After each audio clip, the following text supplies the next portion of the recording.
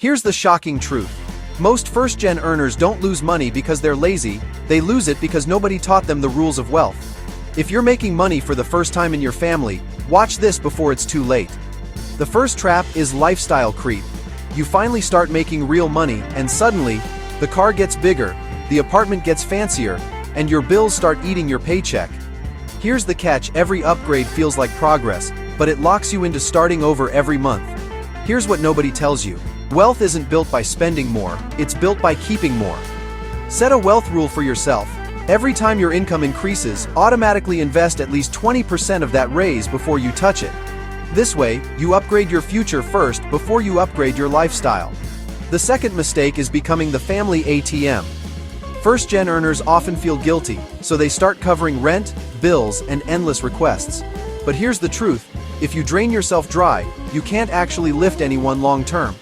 Want to truly help your family? Build a solid foundation first. You can't pour from an empty cup. Create boundaries with structure. Set a family budget, decide how much you can give monthly without destroying your own goals.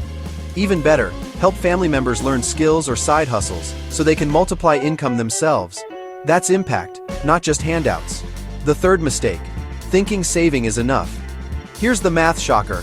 10-0 in a savings account at 1% interest turns into 11-0 after 10 years. That same 10-0 invested at 7% turns into almost 20-0. Which future would you rather have? Saving keeps you afloat. Investing builds the bridge to freedom. Start simple. Automate small amounts into index funds or retirement accounts. Even $200 a month compounds into six figures over time. The secret is consistency, not timing the market. Here's the part nobody talks about. First, Gen earners are under double pressure. You're trying to build wealth and rewrite your family's money story at the same time. That means your biggest asset isn't money, it's discipline. If you avoid these traps, you won't just make money, you'll change your entire bloodline.